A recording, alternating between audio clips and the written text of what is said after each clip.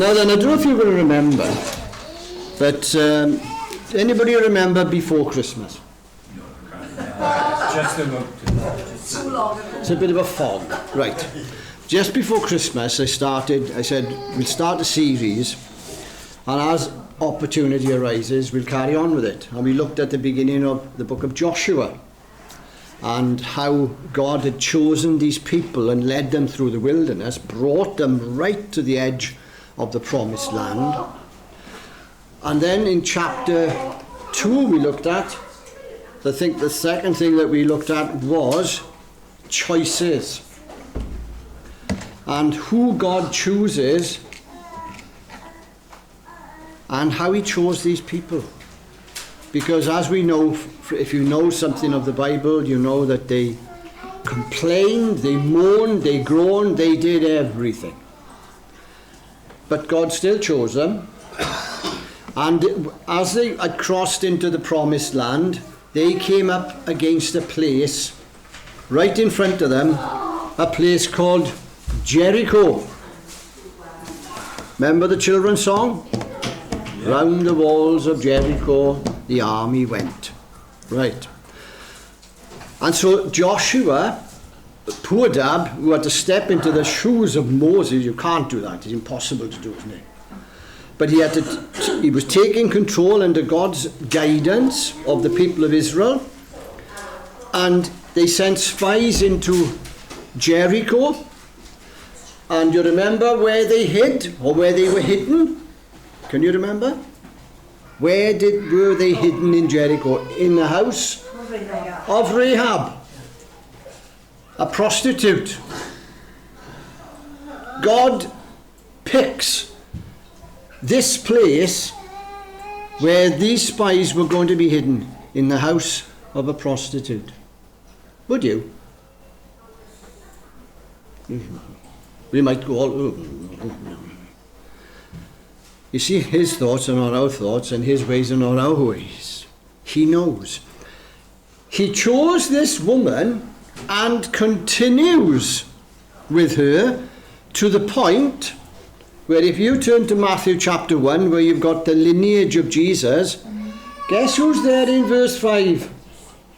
Rahab. In the lineage of Jesus. Rahab is in there. Wow. So then it might give you hope and think, well, if she can be put in there, I got a bit of hope. God makes his choices, and sometimes we just can't understand it. Right, we get past that now. So they've gone there, the spies have come back, they've got to make preparation. So the next thing they're coming up against is actually Jericho. And we'll read this morning from chapter 5 of Joshua. We're just going to read a few short verses, verse 13 down to verse 15. But I want to ask you a question first, and it's a hard question. Do you like hard questions? No, I never liked them when I was in school, actually. When you had certain exams and you turn the paper over and you go, oh, well, I definitely didn't read about that. I might have told you before that I went in for a biology GCSE and I'd never done biology. True. Because back in those days, the more people they got in to do the exams, the more money that the school had. So I was at a loose end this one day. I was walking around with my motorbike magazine, and one of the teachers came up to me and said, John, yeah, will you go in and do the biology GCSE? I don't do biology, I know. And he went through why. So I went in, I said, go on then. So I went in, sat down, and he said, right, you can turn your papers over. Turn my papers over, put my name at the top, and there was a space. And I just wrote in there, I have absolutely no idea what this paper is all about, and I turned the paper back over and read my magazine. I had no idea.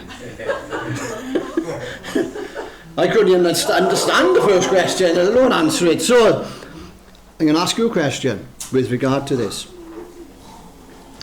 Have you faced, or are you facing now, in your life something so big that you look at it and you say, I can't do it. I just can't. I don't know how I'm going to get around this. I don't know how I'm going to get through this. Because these things happen in our lives. Things come along, we don't invite them, but they come in. Circumstances beyond our control. They happen to us. And you stand there and you look at it and you just wonder, it towers over you and you say, I can't do this. Been there? There at the moment? It can be a family issue. It can be a health issue. It can be an issue where possibility of losing your home, losing your job, losing financial stability, all different things. It can be something that's troubling you in your mind so much that you just can't get rid of this out of your head. And it's there. And it's this great tower in front of you that you can't seem to get past. As I say, ever been there? Or you could be there now at this moment. It's, put it this way, it's yours and my Jericho. It's our Jericho. Well, what's the answer to it? What's the answer to Jericho? Well, let's have a look what this little section says. Now, it tells us right at the very beginning, it came to pass, in verse 13, it came to pass when Joshua was by Jericho. So Joshua's on his own. Do you feel isolated sometimes when you got your problems? Do you feel on your own? That nobody understands and nobody cares and nobody's got the answer? Well, here's Joshua on his own. Remember now, he knows that God has promised to him that he's going to be with them, he's going to fight for them, he's going to be there. They still had to go through the battles. It wasn't as if there was going to be no battles. He's told them, Joshua, be strong, be courageous, I will be with you. As I was with Moses, I will be with you. But he still had to fight the battles. And he's standing by himself. I was trying to vision it in my mind, standing there looking at this tower, these walls. I was doing a bit of measuring this morning, because the Bible gives us the measurements of these things, and we'll get into that in a minute.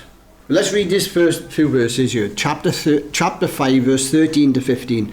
Came to pass when Joshua was by Jericho that he lifted his eyes and looked, and behold, a man stood opposite him with his sword drawn in his hand. And Joshua went to him and said to him, Are you for us or for our adversaries? And he said, Neither. But as commander of the army of the Lord I have now come. And Joshua fell on his face to the earth and worshipped and said to him, What does my Lord say to his servant? Then the commander of the Lord's army said to Joshua, Take your sandals off your foot, for the place where you stand is holy. And Joshua did so. Now I believe I've told you in the past 2 stories. These are true stories about people, and I won't mention their surnames. I'll give you their first names. They're not in this country, so I'm safe on that, but it's going out on the internet, so I won't give the full name of this person. But I believe I've mentioned these stories to you before. People who have faced the Jericho, what seems impossible. The first lady, there's 2 ladies actually. The first lady is called Joy. Not Joy up here. Joy. She's part of a church in Texas. She was on a trip with her family. She had 2 young children, a husband, and her mother and father had gone on a trip to Colorado. They had hired a big SUV car, and Colorado, being what it is, the Rockies going through there, they'd come to a place where they wanted to just stop and look at the view, because they were sort of, we'll say, halfway up the Rockies. So she went down in front of the car and was taking photographs, and she could hear a commotion behind her, and what she saw was the SUV rolling towards her. So she threw the camera down and just tried to put, she had no chance, but she tried to put her hands against the front grille of this massive car. The father was running as fast as he could to try to get into the vehicle, but in all this, the vehicle rolled over her. She went under the tyres by the time her father managed to stop the vehicle. She was airlifted to hospital. She's unconscious. She was put into an induced coma. They found that she had broken her back, her ribs. She had severe internal injuries, and they gave very little hope of her ever walking again if indeed she survived at all. She was in an induced coma for 10 days. And after that, when they woke her out of the coma, they had to tell her, the doctors had to break the news to her, that there's a very good possibility that you will never walk again. And she says, in what she wrote, she says, at that moment I gave up all hope, and I just begged God that I could die. And we'll come back to her later. Second lady is in another church in Georgia. And I know I've told you this story. Very active in the Sunday school. One of the Sunday school teachers in a big church. But she's diagnosed one day with an incurable and untreatable cancer. She's in hospital, she's having all the treatments that they can give her. But it comes to the point, you can imagine the church is all, these two churches are praying for these people. They're in different times, don't get me wrong. But they're praying for this woman that God would step in, help, if it's possible, help in this situation. The doctors in the hospital said that there was no more that they could do for her. And so they moved her back home.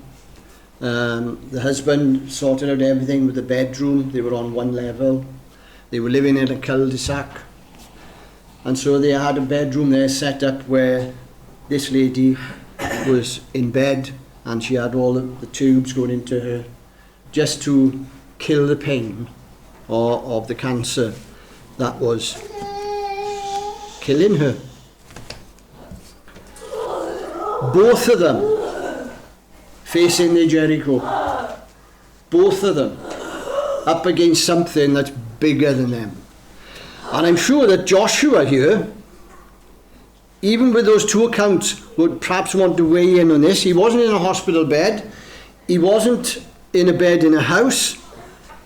But he was all alone, with a challenge in front of him, how he didn't know how he was going to get over this.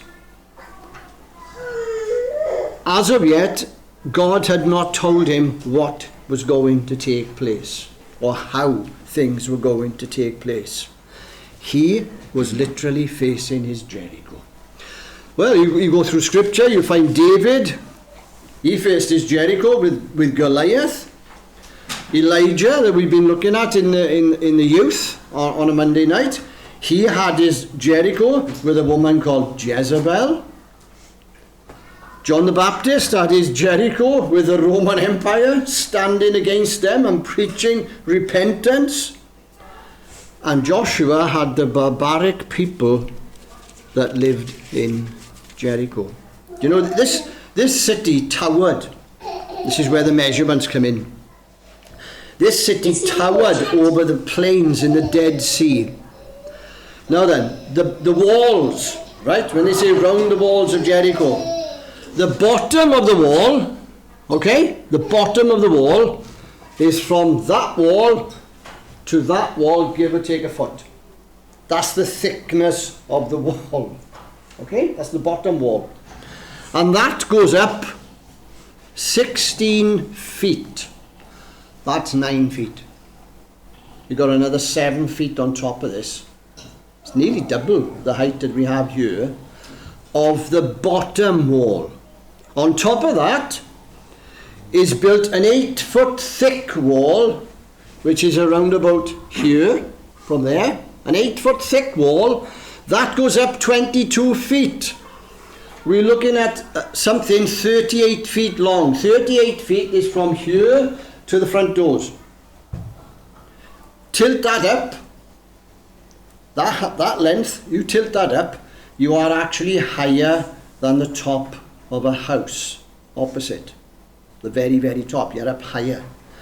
So he's looking at these walls, wondering, how are we going to do this? How are we going to get through this?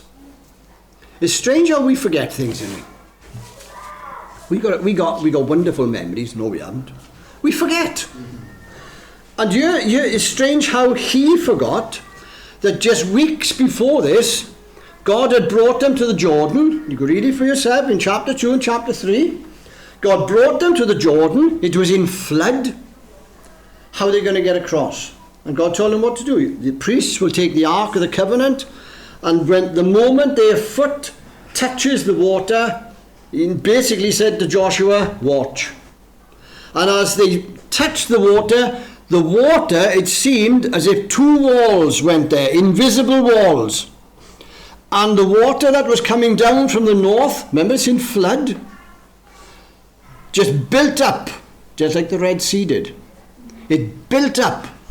And these people, we're not talking about 20 or 30 of them, we're talking about thousands upon thousands upon thousands upon thousands of the Israelites crossed across on dry land.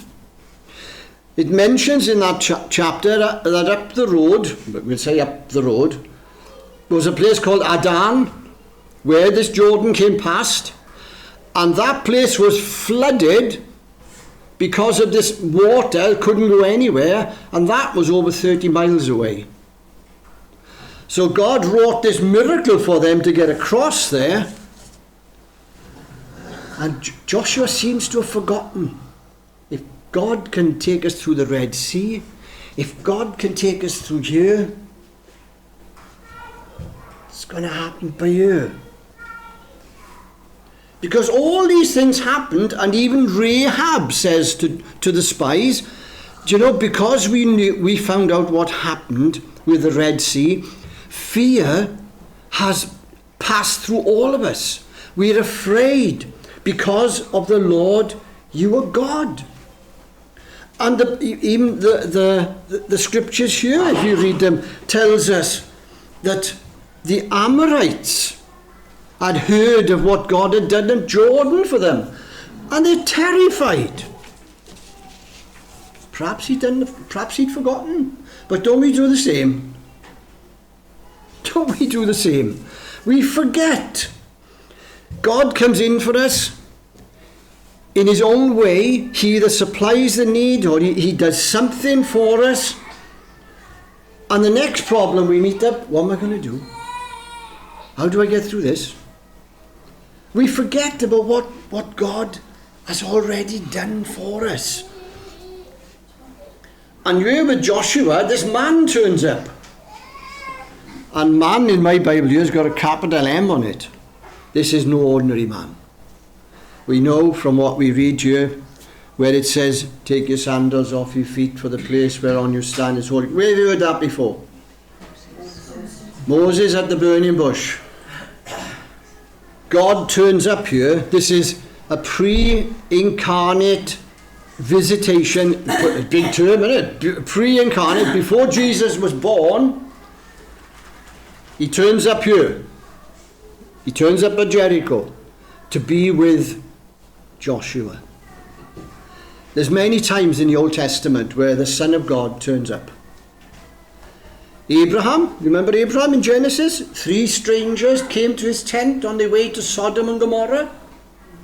One of them was the Lord himself. And there they sit down and they have dinner with Abraham before they go to Sodom and Gomorrah and the place is destroyed. Moses with the burning bush. When God is going to make an appearance, he follows one rule. There is no rule. How he comes and what he looks like. He comes as a stranger. He comes as a burning bush. Balaam, the donkey talks to them. Who'd ever thought of that one? Shadrach, Meshach and Abednego are in the fiery furnace that Nebuchadnezzar has put them in. And Nebuchadnezzar says, didn't we put 3 people in there? But there's a 4th in there that looks like one of the sons of the gods. How did he know that? How did he know that?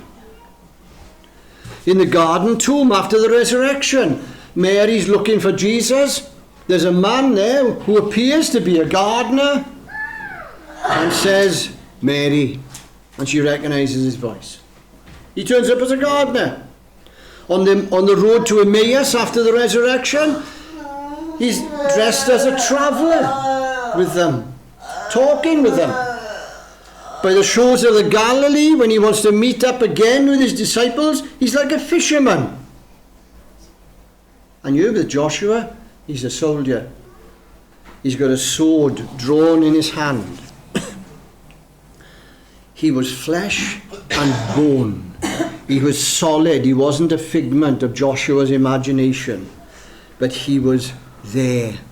Take the sandals off your feet, he says, because the place where you stand is holy. So here Jesus stands outside Jericho with Joshua. It's amazing, when you think, you go forward into the New Testament, Luke chapter 19, Jesus goes into Jericho to have a meal with Zacchaeus. But long before that, he's standing outside Jericho with Joshua. I'm the commander of the army, of the Lord. That's what he did. That's what he told him. I am the commander of the army of the Lord. Joshua, as far as he was concerned, could only see 2 armies. His army and the army of Jericho. But there's a 3rd army. The army of the Lord. Human eyes couldn't see it. And still can't see it. But it's still there. Do you remember back in 2 Kings chapter 6 with Elisha? When the Syrians had come against them, and there's thousands of them, they're like ants. The army was like ants. And Elisha's servant says in chapter 6 of 2 Kings, he says, what are we going to do? What are we going to do? And Elisha said, why? There is more of us than of them. And Elisha's servant said, what? What? And all that Elisha said was to God, Lord, open his eyes. And the Lord opened his eyes, and the servant could see fiery chariots surrounding the army of Israel, protecting them, thousands upon thousands upon thousands of them. He couldn't get over what he saw. This invisible army was there. Because our God has told us many, many times that he's never going to leave us and he's never going to forsake us. And in times of trouble, he's there. If we call to him, just call to him, ask him. How many angels are the Bible describes 10,000 times 10,000 and thousands of thousands in Revelation. Jesus said in Matthew chapter 26 to those who came to arrest him, he said, do you not realize that I could ask my Father and he could send 12 legions of angels like that? And they are, the Bible calls them ministering spirits. They're there for the benefit of those who are trusting in God. Have you read the book by Billy Graham, Angels? He calls them in there God's secret agents. They're unseen, but many times they take on human form. They don't walk around with white wings, but they take on human form. And they enter into different situations. And Jesus is the commander of every last one of them, so that you and I will not face our Jericho alone. He will be there, or he will send one of his angels to be there, because he says, I will never leave you, I will not abandon you, I will not give up on you. I will be there for you, and I will be there with you. But we've got to do something. We've got to do something. Because when Joshua was there, as we just read, looking at, what's the matter, boy? It's okay. When Joshua was looking at this problem, the Bible tells us that when Joshua, he lifted his eyes, perhaps his head had sagged with the immensity of what was in front of him. He had to lift his eyes, and it was then he saw this man standing there. Our Jericho, our problem can weigh us down. And it can make our heads sag. And we just focus then on the problem. We don't focus on the solution. We focus on the problem. And it was when Joshua lifted his eyes and he saw that this man was there, that this person was there, someone had been sent for him. You and I have got to look beyond our Jericho. See the God that is with us. See the God who has promised not to forsake us. The amazing thing I find about this thing here is that there's no record there that Joshua prayed. He didn't pray. But it does tell us this, that he worshipped. He worshipped. He fell on his face and he worshipped. He lifted his eyes. He saw him there. And then he fell on his face and he worshipped. The psalmist says, I will lift my eyes to the hills. Remember, by doing that, remember your former miracles, answers to prayer.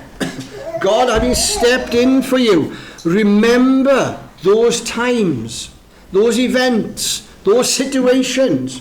Remember when God came in there.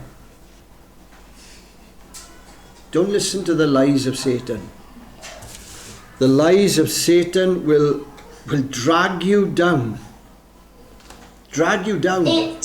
And the lies of people that around you will in fact, can drag you down. You remember what happened with Job? His 3 friends, they just literally dragged him down and blamed him for all that was falling upon him. It's easily we can get absorbed by these things, but look beyond those things and see the God who has never left you and who has never forsaken you, but has always been there. Always been there. We need to lift our eyes and worship him. And worship him for what he's done, for who he is, for what he's been to us. And hold on to that as you face the Jericho. Right, let me go back to those 2 stories and we finish.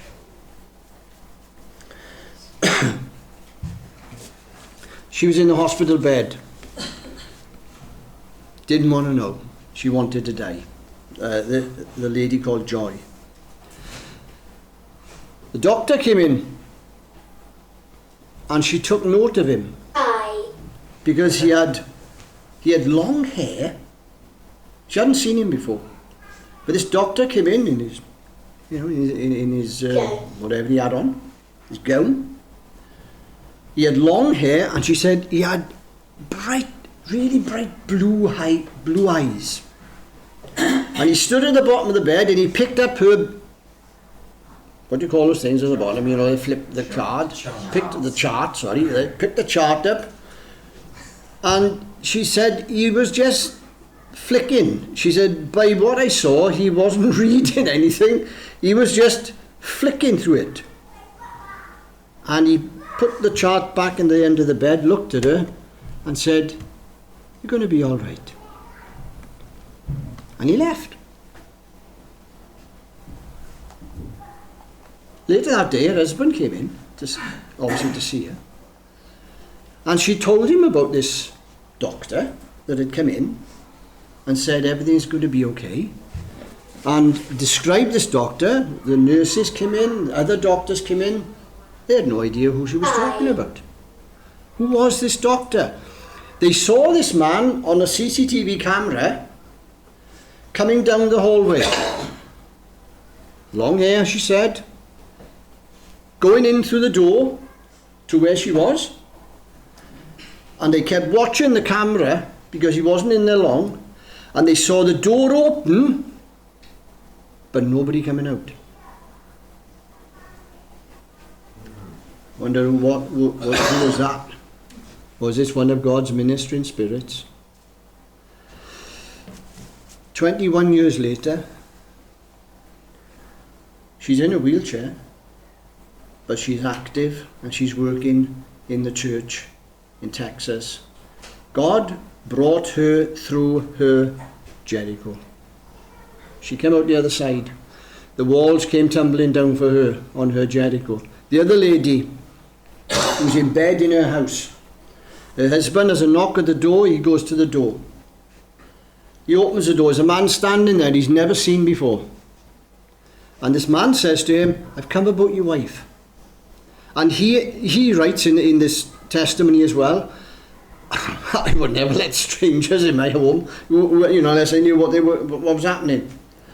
And he allowed this man to walk past him. And he said, while I stood there wondering, what on earth, what's going on? He was coming back. And he said, he just looked at me and he said, it's going to be okay. Shut the door. Started to walk back down to the bedroom. And he thought, what on earth happened to him? He walked back, went, opened the front door, went out into the cul-de-sac. Nobody there. Nobody. There was only one way in and one way out. He went into the bedroom and opened the door, and his wife was sitting up in bed. And he said, what's going on? She described to him that she was lying there, and she sensed that somebody had come into the room. She felt a touch on her hand, and the words, it's going to be okay. And it was gone. They phoned the hospital, the doctors came, and they said, we're going to have to take you back in because, something's happened here. He took her back in. She had a full body scan. There was no cancer. No sign of the cancer. And she is still active in the Sunday school in her church. It's amazing. It's not always happens like that. Doesn't always happen. That wasn't like the run-of-the-mill thing happening in that church or a run-of-the-mill thing happening in that. That was unbelievable what had taken place. But they faced their Jericho and God was there with them. He sent his messengers. And the Jericho that you face, and I face, at this moment perhaps, it may be big, it may be strong walls to it, but our commander, our Jesus, is stronger and bigger than any Jericho that can be built. Whether it's built in your life, in your mind, in your heart, whatever it is, he is greater. Let him be your and my strength. And as we look later, when we get opportunity into chapter 6, the walls will come down. A miracle. Can you imagine what these people saw? The miracle. But you can't assume all the time that that's going to happen because they fell into terrible sin. But that's another thing again. But at this moment, Trust the one who is bigger than your Jericho.